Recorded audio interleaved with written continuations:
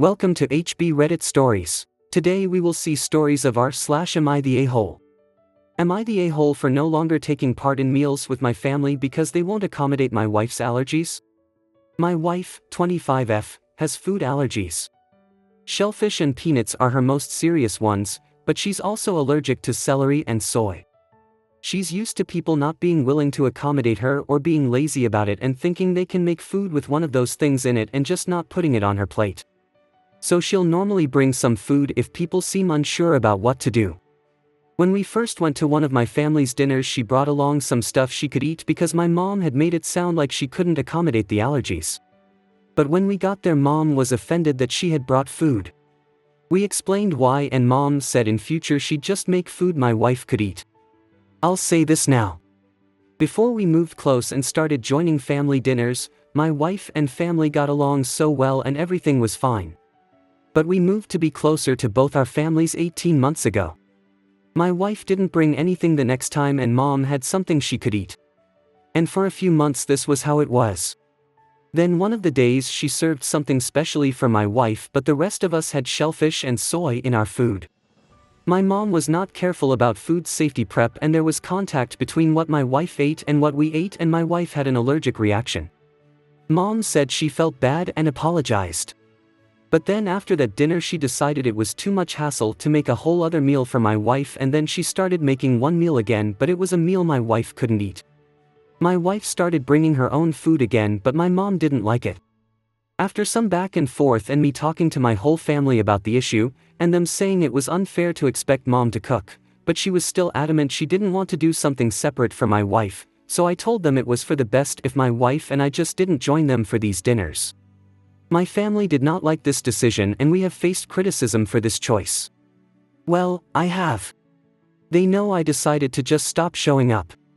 I told them the health and safety of my wife comes first, and since she can't win and she's not risking another allergic reaction eating there, and it wouldn't be fair to have her sit and watch us eat, then not going is our sole option remaining. Am I the a-hole? Top comments.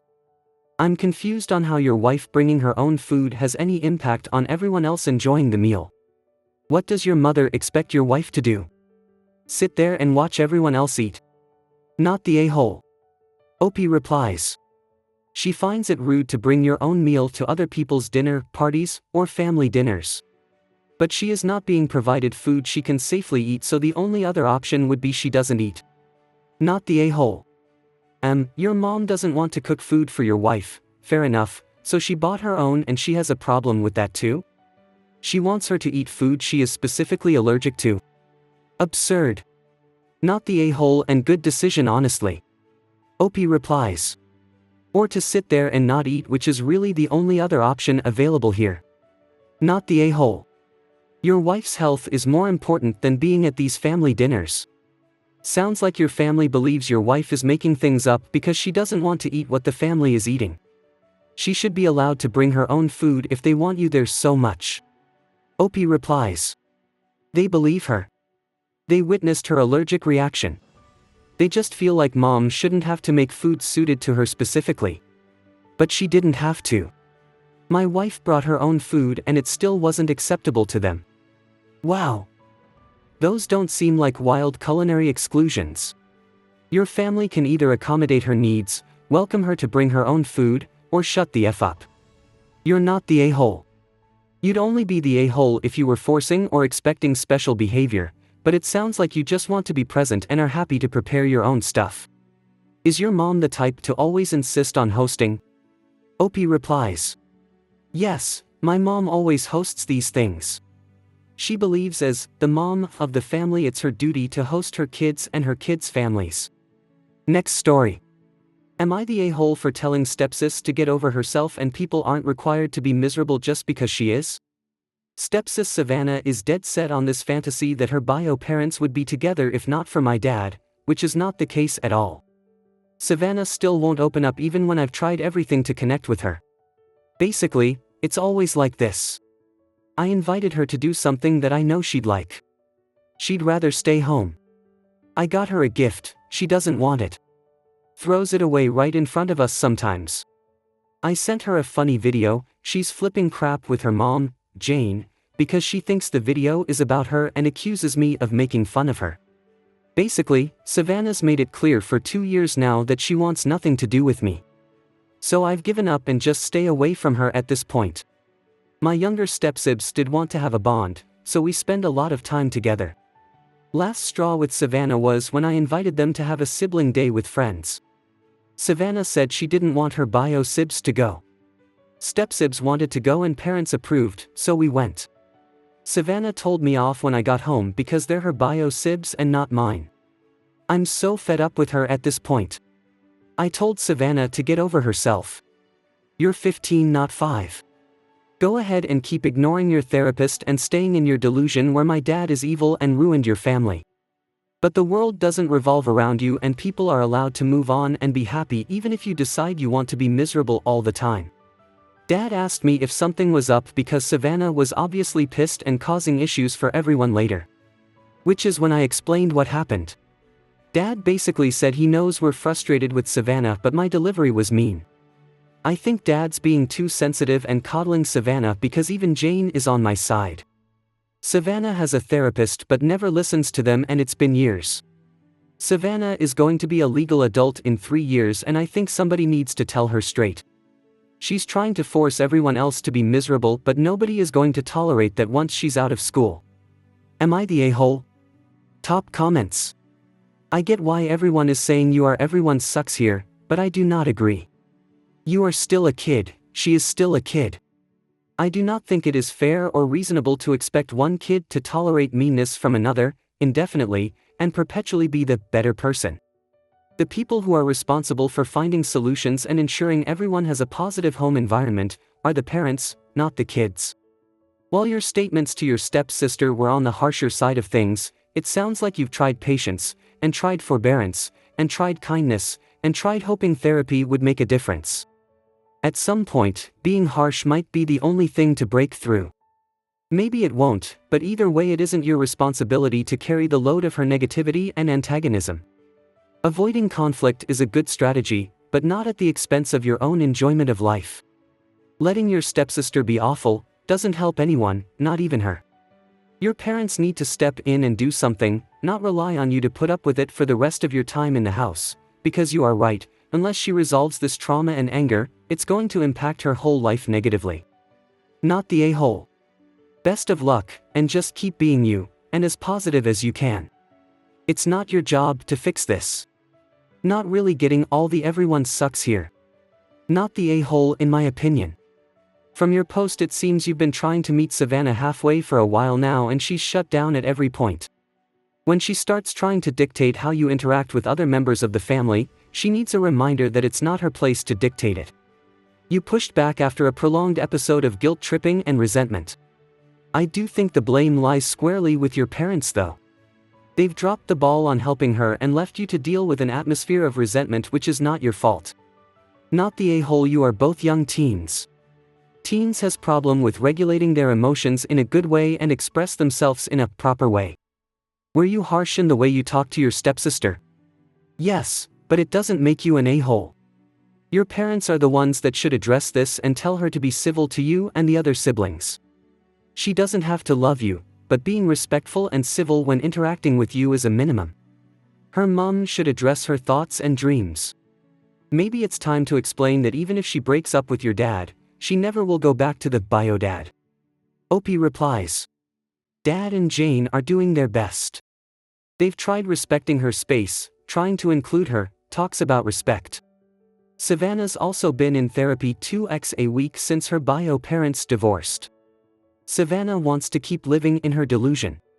The divorce happened when Savannah was 7 and she hasn't seen her bio dad since she was 8.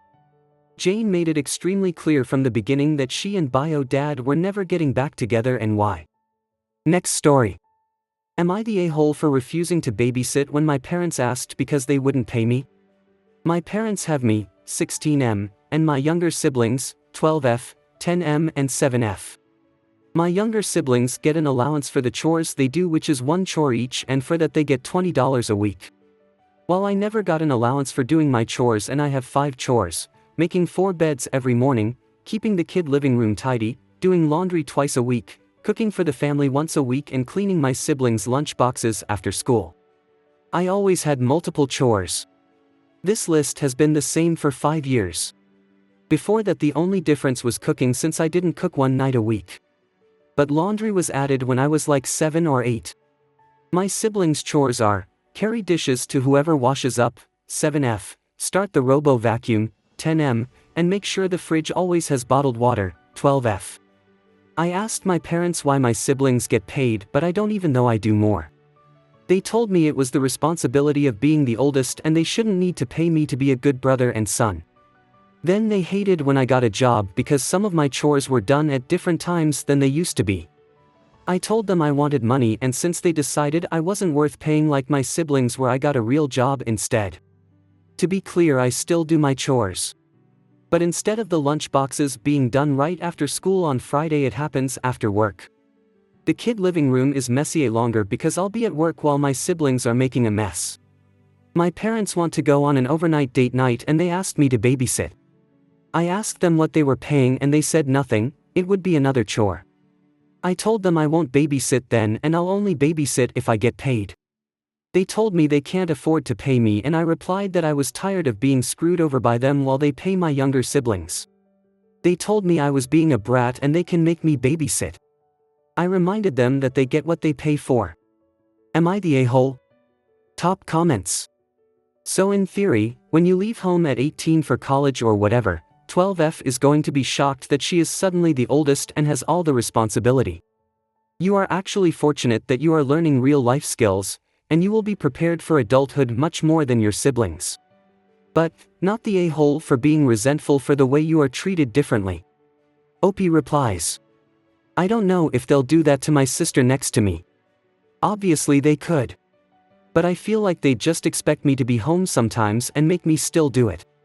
Really, they're just making me feel like I need to do stuff on my own and to never turn to them because they do it for my siblings but not for me. Not the a-hole. They have the money for the overnight date but not childcare. Your siblings are old enough to take on more responsibility, like making their own bed, cleaning up after themselves, etc. The division of chores and allowance is unfair. Your parents are taking advantage of you.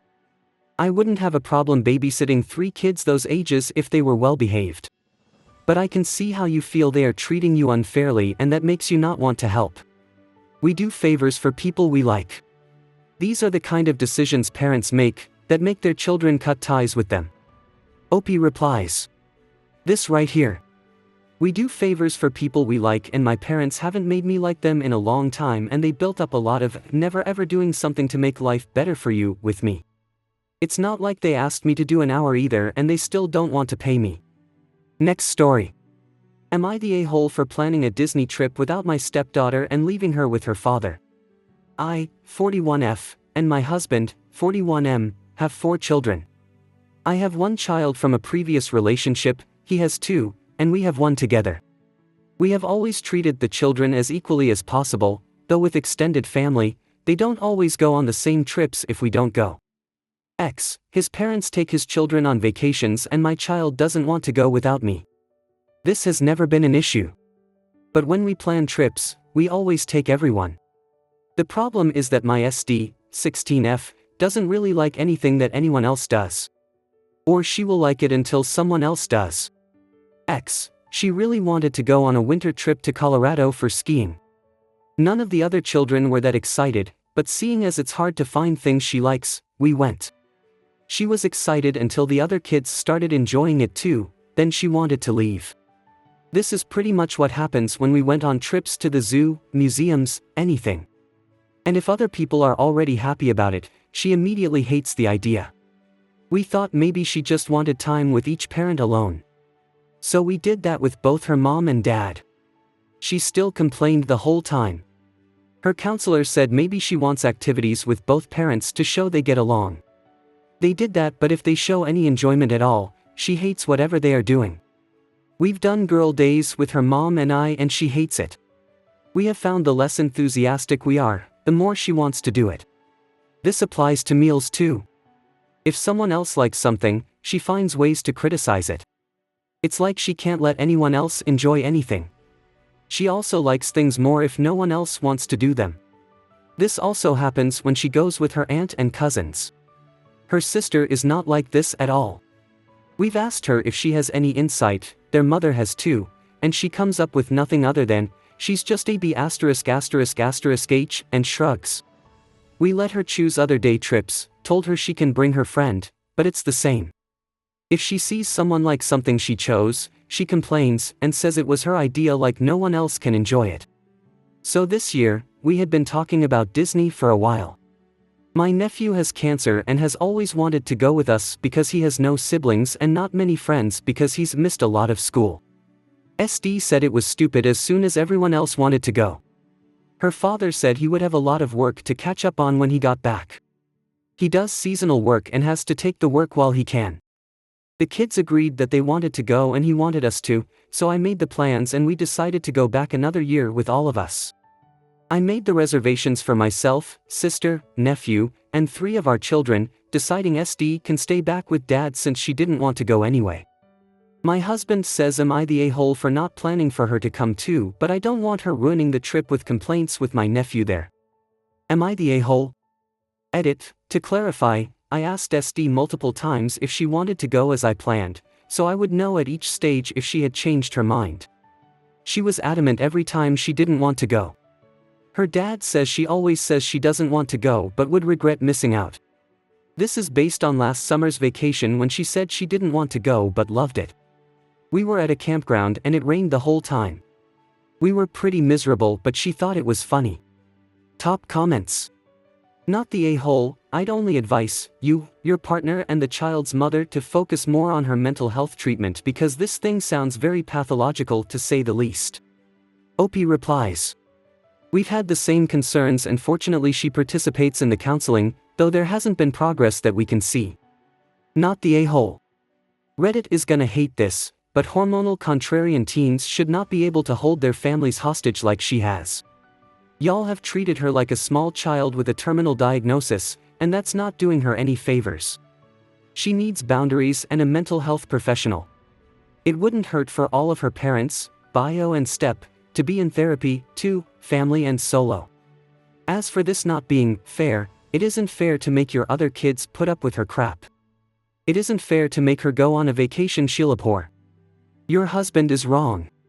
Info, have any of the grown-ups ever sat her down and asked her why she does this? She's 16, she's old enough to have a calm conversation about why she complains as soon as someone else likes something she enjoys. Maybe the fact you speak to her about it may help her realize someone has noticed, if she's trying to get stationed by doing it. OP replies. Yes, we have. She hasn't really given us an answer beyond variations of she just changes her mind, it isn't as good as I thought it was, etc. Not the a-hole, it sounds like she is struggling to find her individuality.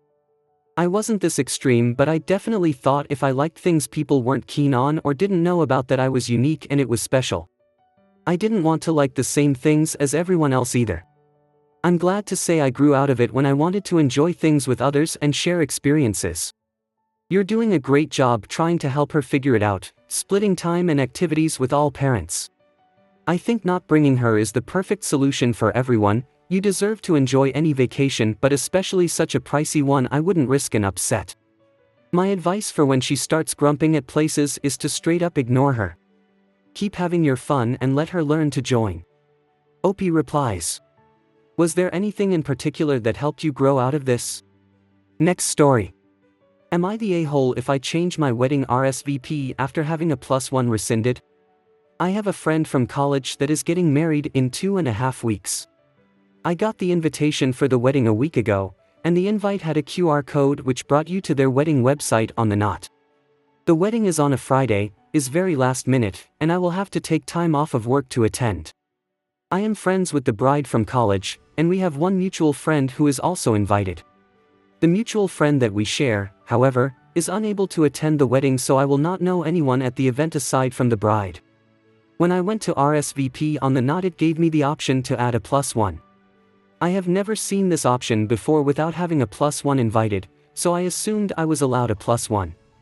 I am not in a long-term relationship, but because I won't know anyone at the wedding I asked my friend to attend with me, and added her to my RSVP. A few days later I got a text from the bride saying that I don't have a +1 and shouldn't have added my friend and that I cannot bring her. She said she still wants me to attend and that I can make friends with the other guests at the wedding even though I don't know anyone. I'm guessing bride and groom gave me the +1 by mistake, but she didn't say so or apologize for the confusion, just told me that I shouldn't have added anyone. I am very socially anxious and am now very nervous about attending the wedding on my own. I get very uncomfortable in situations where I don't know anyone, and now I don't really want to use my PTO to attend a last-minute wedding where I'm not going to know anyone. Am I the a-hole if I change my RSVP to no since I won't know anyone at the event? I feel trapped because I did technically say I was free when I RSVP'd yes, but it was contingent on being able to bring a guest to keep me company. Top comments. You can absolutely change your mind. Frankly, the lateness of the invite heavily implies that you are a seat filler for others who either cancelled or said no. It's likely, however, that your relationship with your friend will never fully recover. Considering you were not a first choice, I doubt this will have much impact on your life going forward. Not the a-hole. NTA, the RSVP is more crucial for the reception rather than the ceremony. Your singular yes puts you in the head count for food, alcohol, favors, etc. in addition to a seat for the ceremony. Would you consider attending just the ceremony and skipping the reception as a compromise? You'd see your friend's big moment, but not have to deal with 2 to 4 hours of chit-chat and wedding rituals with strangers. If so, you can communicate that to the bride so she can correctly adjust the head count. You are owed an explanation or apology for the mistaken +1 option. Single friends deserve better in these situations. Respond with, I don't know why you'd give me the option to add a +1 just to complain when I used it. It must have been a mistake of some kind. Anyway, all the confusion aside, since I RSVP'd, something has come up and I'm not able to make it at all. I hope you have a wonderful day, and I'll be thinking about you. I hope you guys liked this video. If you did, make sure like, comment, share and subscribe the channel HB Reddit Stories.